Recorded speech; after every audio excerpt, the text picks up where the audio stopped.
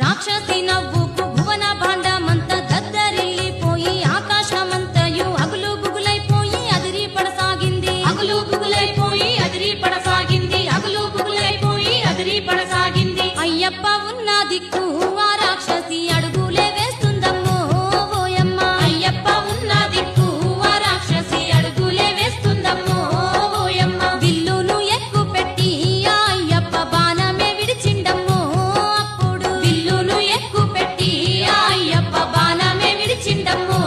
అప్పుడు చెరచెర బాణము విష్ణు చక్రమూలే గాలిలోనికి దూసుకుపోయింది. మహిషి రాక్షసిని చేరనే చేరింది. మహిషి రాక్షసిని చేరనే చేరింది. మహిషి రాక్షసిని చేరనే చేరింది. సర్రున బాణము రాక్షసి గుండెల్లో గుచ్చిందమ్మో. అప్పుడు సర్రున బాణము రాక్షసి గుండెల్లో గుచ్చిందమ్మో.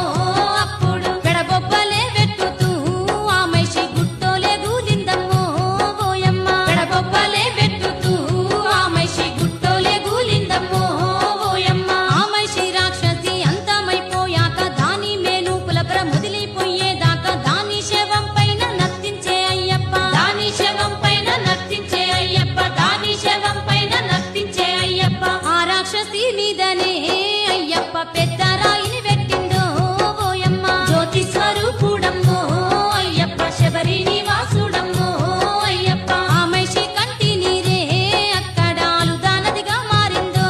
అప్పుడు హరిహర తనయుడమ్మో అయ్యప్ప. అభయ స్వరూపుడమ్మో అయ్యప్ప.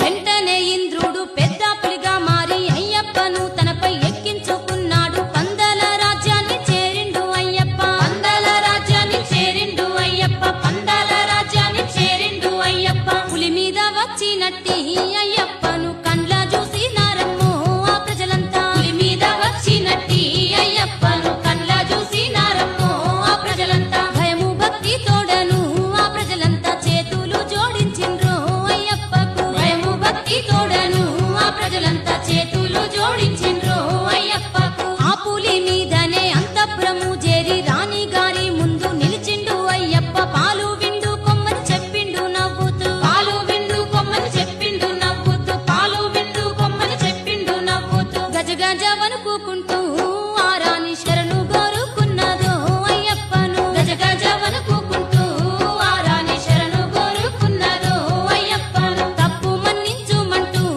ఆ రాణి మణికంఠను వేడిందో. అప్పుడు తప్పు మన్నించుమంటూ ఆ రాణి మణికంఠను వేడిందో. అప్పుడు అయ్యప్ప తండ్రి చెంతకు చేరి తన కారణ జన్మ సమాప్తమైందని తనకు సెలవిమ్మని అడిగినాడోయమ్మ. తనకు సెలవిమ్మని అడిగినాడోయమ్మ. తనకు సెలవిమ్మని అడిగినాడోయమ్మ. అది విని పందల రాజు ఓయమ్మ వేదన పడసాగెను ఓయమ్మ. జ్యోతి స్వరూపుడమ్మో అయ్యప్ప. శబరి నివాసుడమ్మో అయ్యప్ప. కన్నీరు మున్నీరుగా ఆ రాజు విలపించసాగిండమ్మో. అప్పుడు హరిహర తనయుడమ్మో అయ్యప్ప. అభయ స్వరూపుడమ్మో అయ్యప్ప.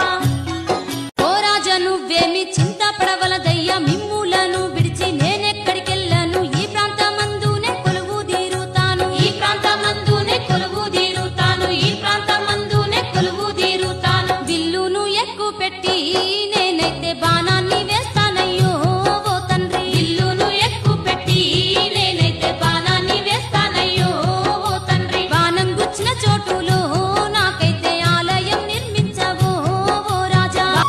అప్పుడు ఆ రాజు ఆ శబరి కొండల్లో హరిహర క్షేత్రాన్ని నిర్మించినాడమ్మ. సుందర రక్షణగా ఉన్నాడు. వావరు స్వామి రక్షణగా ఉన్నాడు. అలుదా నది స్నానము